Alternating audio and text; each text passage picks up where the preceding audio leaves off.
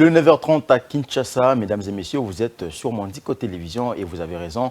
À la une de l'actualité, la nouvelle première ministre Judith Suminwa Tuluka a reçu le jeudi 4 avril 2024 à Kinshasa le premier ministre sortant Jean-Michel Sama Lukonde. Ce dernier a souhaité que le gouvernement souminois en formation soit celui de la cohésion de toutes les forces politiques du pays. Suivez.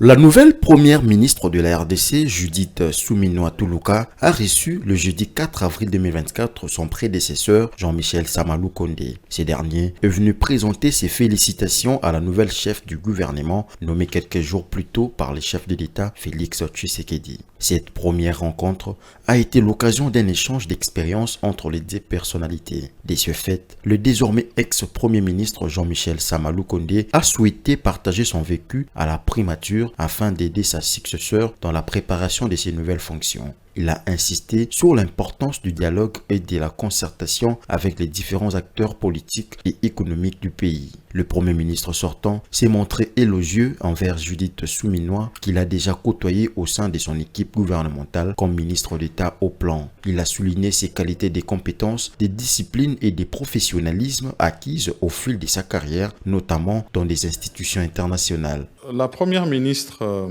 avec laquelle j'ai eu à collaborer au sein de mon gouvernement comme ministre d'État et ministre de plan et a été quelqu'un avec qui d'abord nous avons eu une très bonne collaboration tout le temps que nous avons eu à travailler ensemble. Mais je crois que ce que moi j'ai noté, c'est d'abord un caractère de discipline dans le travail, mais surtout beaucoup de technicité de par son parcours et surtout beaucoup de professionnalisme. Je reste convaincu que du fait d'avoir été non seulement au contact avec des institutions internationales, mais aussi d'avoir été vraiment sur le terrain ici, particulièrement avec tous ces programmes que nous avions à la base, ça lui donne vraiment une bonne assise pour avoir palpé vraiment du doigt sur le terrain ce qui sont les difficultés et comment les appréhender, mais surtout de rester aussi un interlocuteur valable pour toutes ces institutions pour lesquelles nous sommes en programme et pour lesquelles nous sommes dans des grands échanges. Je reste vraiment convaincu que ces atouts vont lui permettre d'être encore plus à la hauteur de sa tâche. De son côté, la nouvelle chef du gouvernement a exprimé sa volonté de s'inspirer de l'expérience de son prédécesseur pour mener à bien sa mission. Elle entend former rapidement une équipe gouvernementale de cohésion nationale comme souhaite Jean-Michel Sama Lukonde afin de répondre aux attentes des Congolais. Le torchon brûle entre l'Église catholique et le gouvernement congolais. Le gouvernement a demandé au cardinal Fridolin Ambongo de clarifier ses propos tenus lors de la célébration de la messe du Samedi Saint. Dans son homélie, lors de la messe du 30 mars 2024, le prélat catholique a tenté de justifier les adhésions de certains compatriotes à l'Alliance Fleuve Congo dirigée par Corneille Nangaa et affiliée au M23. Le ralliement successif à ces mouvements s'est réduit aux frustrations engendrées par la situation du pays. Pour Patrick Mouyaya, les propos du cardinal s'apparentent à un encouragement de ces mouvements rebelles, des propos qu'il doit justement clarifier. Suivez. Quelles que soient les raisons, on ne peut pas soutenir des Congolais qui veulent prendre des armes pour tuer des Congolais pour accéder au pouvoir alors qu'on a fait le choix de la démocratie. C'est inquiétant lorsqu'on se souvient des propos tenus par l'abbé Cholé, je les cite, où on avait besoin d'un courageux.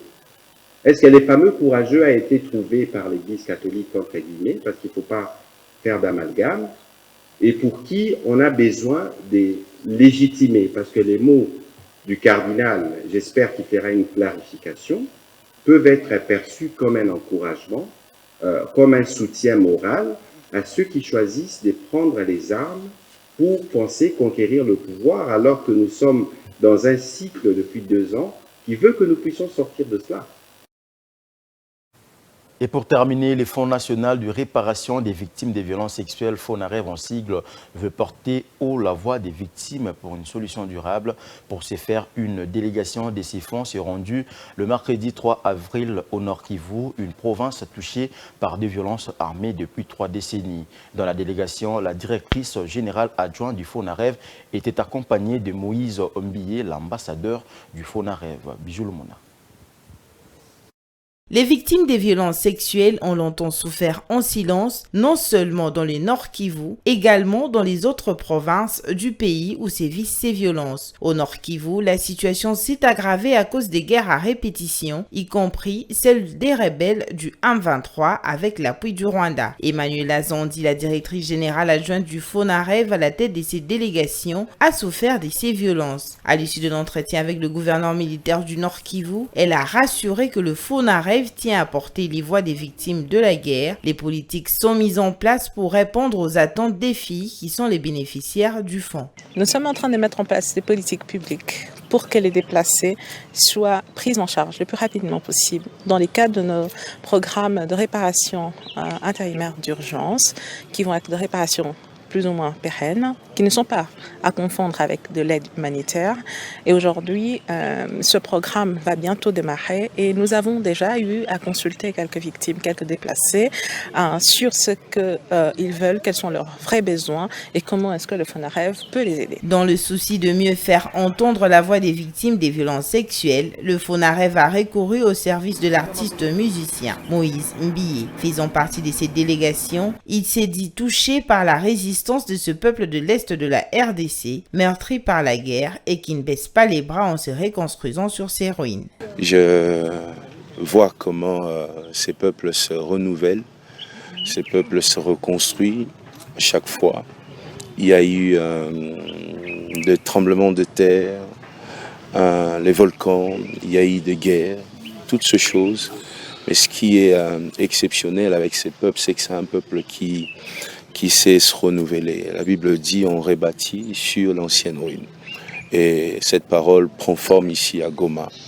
Et je suis là pour les encourager, dire qu'ils sont forts, qu'ils sont puissants et aussi connaître leurs besoins, leurs soucis pour que nous puissions parler à tous ceux qui sont loin de Goma, enfin qu'il y ait réparation. L'arrivée de l'artiste Moïse Mbiye dans ce combat contre les violences sexuelles a été fort appréciée par le gouverneur militaire. D'abord, FONAREV est devenu comme un partenaire permanent parce que chaque moment, il vient à rescousse, il vient avec un message de compassion. Et aujourd'hui, nous avons le pasteur qui est l'ambassadeur de FONAREV.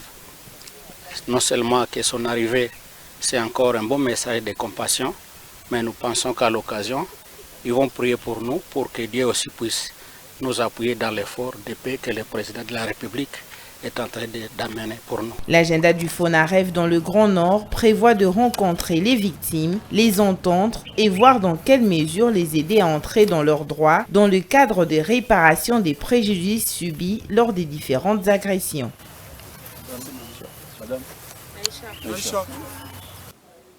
C'était là l'essentiel de l'actualité, mesdames et messieurs. Merci de l'avoir suivi. Prochain rendez-vous à 11h30 pour une nouvelle session d'information. Au revoir.